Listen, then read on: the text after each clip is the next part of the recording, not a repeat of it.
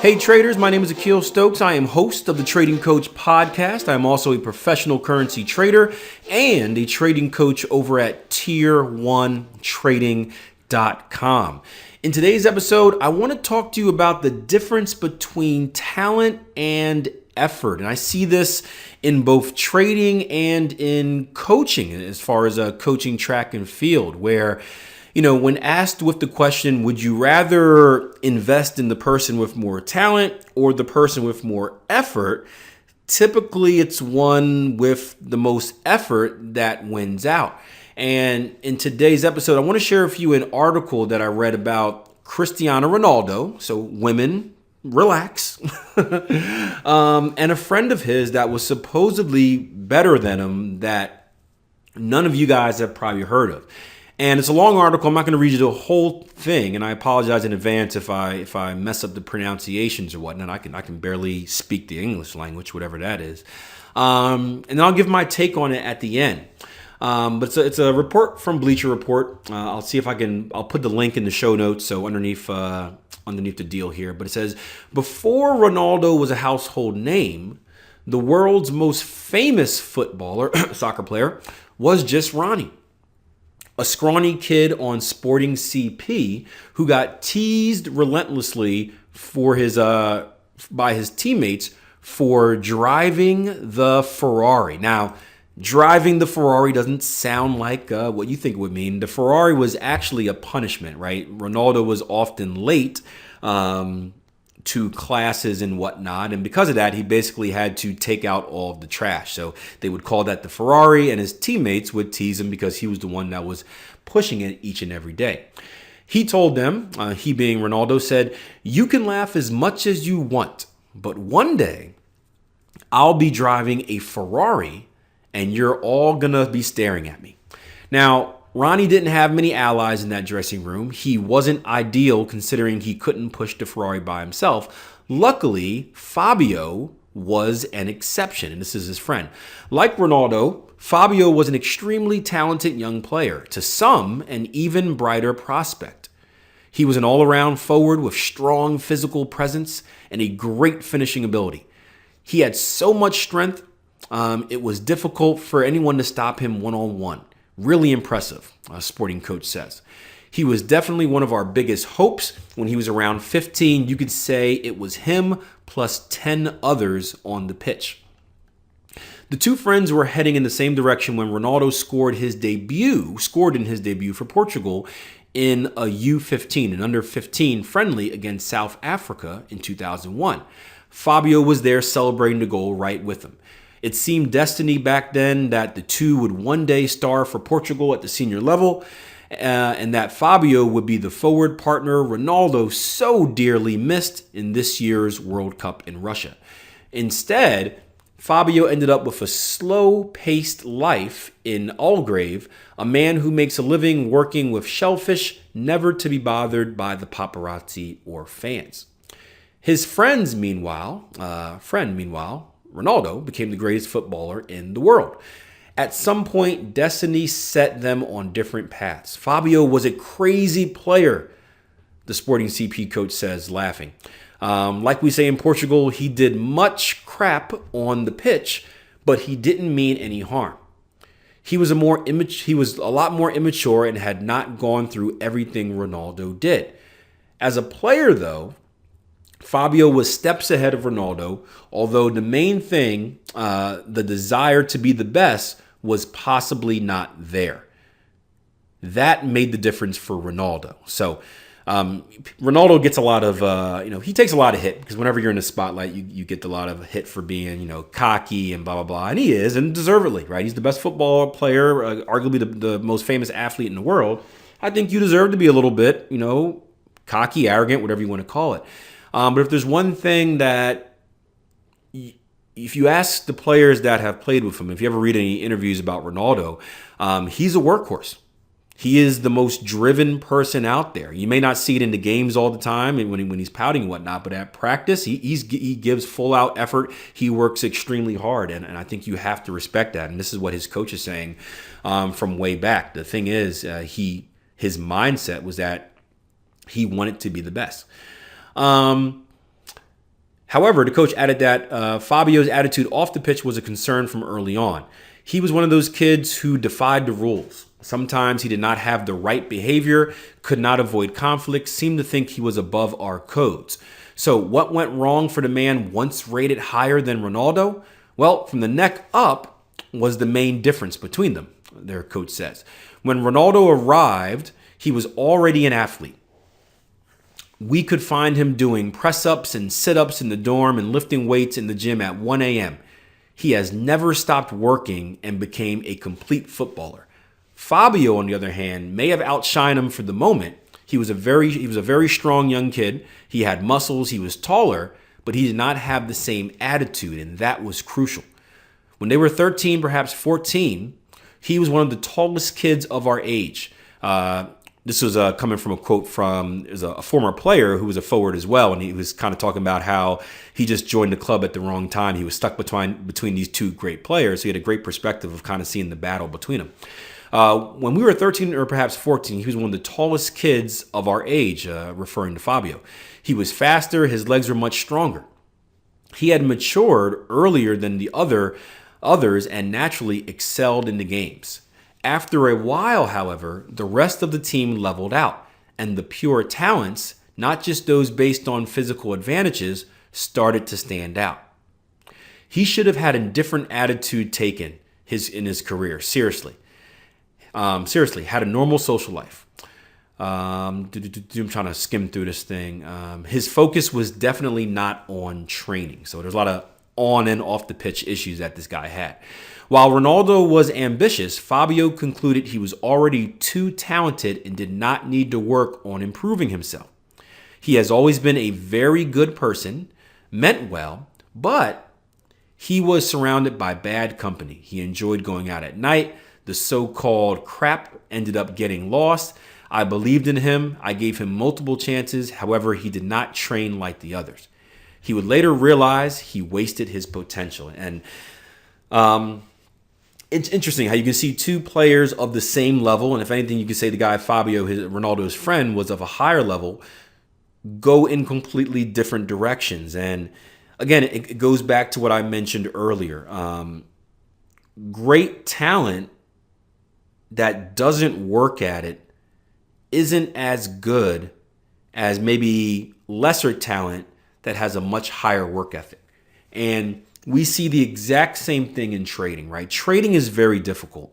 And I've had the luxury of working with traders from over 100 countries worldwide. I've had the luxury of working with probably tens of thousands, if not 100,000 traders. Actually, no, not more than 100,000. Much more than 100,000 traders in my career. And I've seen people come through my course of all different types of levels. I've seen people that just get it, right? People that just have that brain, they have that feel, they see it, they get it, it comes naturally to them. I've seen people like that come through and just absolutely fail because they don't have the mindset. They think that, well, I'm so good at analyzing the charts, I'm so good at building strategy that I don't need to work on the stuff that really matters. Trading psychology, right? If you've been a listener to this podcast, if you've been a listener to anything we've preached at Tier 1 Trading over the years, you know that trading psychology is key. Matter of fact, if you listen to any professional trader out there, they will tell you that is the most important part. That is the biggest thing that separates successful from struggling traders is trading psychology. And I've seen people that have come through with all of the talent in the world, amazing, right? I don't consider myself the best trader, but they have an eye to see stuff that I can't even see, create stuff that I couldn't even think of. Yet, they're so arrogant that they refuse to work on what really matters, the trading psychology. And if you've been involved in the market for any time, you know that a good strategy is worthless if you can't consistently execute it in the market. There's just no point. If you sabotage yourself, if you trip over your own feet, you could be the fastest person in the world, but someone's going to get to the finish line before you. So I've worked with traders like that. I've also worked with the exact opposite, right?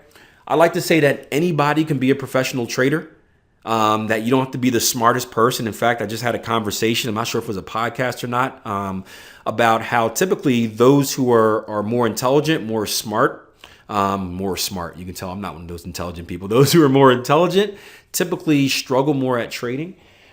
But you do have to have a certain level of intelligence, right? You can't have someone that is dumb as bricks and be a successful trader. You have to have some bit of intelligence to get it. And I've seen people that are barely keeping their head above water, right? They're right at that minimum, right? If you say, hey, what's 2 plus 2? And they're like, hold on. All right, 1, 2, 4, right? You see people like that. It's like, okay, it shouldn't have taken that long. I've seen people like that who seem like they have no business attempting to trade. I've seen people like that go on to be massively successful because they just work harder than everyone else.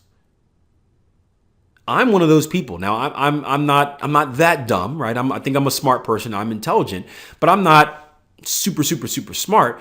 I just had a very hard work ethic. And when you combine that with a moderate amount of intelligence, that's when success is born. And it's always amazing to see those people that come in at, what you would, I guess, a lower level than the brainiacs, the super confident people. And it takes those people at a lower level, it may take them a little bit more time, right? The person that is super smart, they may get it in a week, right? They get it right away. Where the person that's a little bit less, right? Maybe it takes them, a year, a couple years. But success is a marathon. Trading is a marathon. Becoming successful is a marathon. And it doesn't really matter how fast you get out the gates, right? What matters is where you're at the end of the race. And you'll see those people that work harder. It may take them some more time, but they will slowly pass those people that are sabotaging themselves. Because the people that are sabotaging themselves, they get stuck in that Mark Douglas area, right? Which he called the boomer busters. If you haven't heard that reference before, Mark Douglas, right? May he rest in peace. Trading in the Zone is a great book. In that book, he wrote out 3 different levels of traders. You have your pyramid of traders. You have your successful traders on the top, which is maybe 10%. You have your completely failing traders, the ones that fail right away, right? Your 90 traders at the very bottom. That's maybe 40%. And then you have, or 40 to 50%. Then you have your 30 to 40% in the middle that are your boomer busters. Those are the ones that are having trouble getting over that obstacle. Meaning they're good, but not good enough to make any real profit, to show any real consistency in their trading. They're not bad enough, however, to blow their account. So they kind of stay in the middle and just waste time. And I think that's the worst position you can be in. And the people that are overconfident that don't work, right? Maybe they start off at the top of that boomer buster area, but they just stay there. While the other ones slowly work their way up, slowly work their way past them, to becoming independent, consistently profitable traders. And I say this to my track team all the time, right? I just had a girl that graduated, and I had a girl that just came in who was very similar. And I use these examples. Every once in a while, we get athletes in that they don't look like athletes, right? We get some studs in, right? We've had girls before where it's like, boom, 6-pack, legs are jacked, just extremely fast. We've had guys that come in and just look the part, right? You can pick them out. They're walking down, you're like, oh, that's him. That is him, right? We get those stud athletes from time to time. But every once in a while, we get an athlete where it's like, should you really be running track? Are you sure this is for you? And you can just tell by the way they move that, man, like they're not going to be that stud. And my message to them is always this. I said, hey, obviously you see him over there, right? That's a stud athlete. And you're looking at him. I know, I see you. You're looking at him and you're like, you know what? Coach, I don't think I'm like him. And you start getting depressed. You have a different path. He may find success right away. Now, if he doesn't work hard for it, he's going to stay in the same level. So don't you worry about him. For you, it's going to be a longer process. You have to spend this entire first year, right, just getting strong. First year, we just put him in the weight room. You spend this entire first year changing those habits, working on proper running form, getting in the weight room, and getting strong. Your times aren't going to get better. You're going to feel bad. You're going to feel slow, blah, blah, blah. That's the path it's going to be. But you have to transform your body and change those habits first and foremost before you can do anything. And you'll see those type of people, right? Those are like your walk-ons. They'll commit to it. They're like, okay, coach, I just want to be a part of the team. I'll do whatever you say. And they go through the entire year and it's like, man, they're making no progress. They're not doing anything. They're slower than they were coming in. What gives? And they always think about quitting. I should quit. I'm not getting better. We have a conversation every year. I got to talk people out of quitting. But then at one point, maybe it's the next year, maybe it's the year after that, something just pops.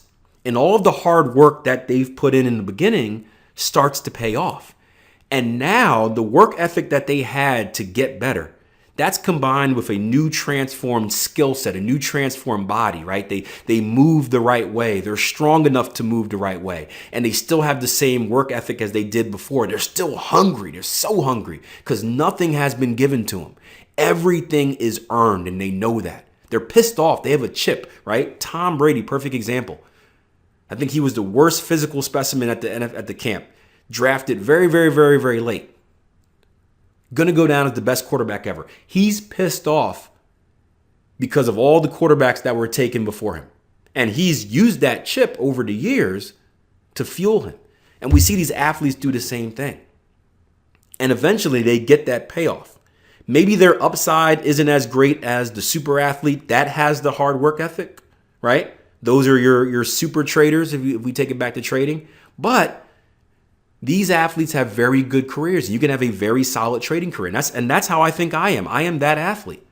Well, that trader. I was a little bit of a better athlete, injury prone, but I am that trader. I was okay. It took me a while to form that base. But even when I was losing and struggling, right, my work ethic was there. Again, I worked 18 hours a day. 18 hours a day on my craft with no payoff, right? It just seemed like I was going nowhere. But as soon as my skill level started to reach a certain level, right? As soon as I got on track and started, instead of just doing things, doing the right things and doing the right things the right way, as soon as I kind of shifted that, because in the beginning I was just doing stuff. 18 hours a day doing stuff, but not the right stuff. So I never went anywhere. Once I was told and taught what the right stuff was, and I built those good habits and started doing things the right way, and then I matched that 18-hour-a-day work ethic with that new skill set, that's when I started seeing improvements. Because now I was working my behind off while doing the right things the right way, and I started to see success. Will I ever reach the level of super trader that just gets it, that also has that work ethic? Probably not. But I've had a very good trading career. I'm going to continue to have a very good trading career. Maybe I won't be that top 1%, and that's okay. But as long as I'm in that top 10% of successful traders, consistently profitable traders, that's fine, because I've been able to provide a life for myself, a life for my family, and I've been able to give back and help all of you guys out as well. And that's a win for me.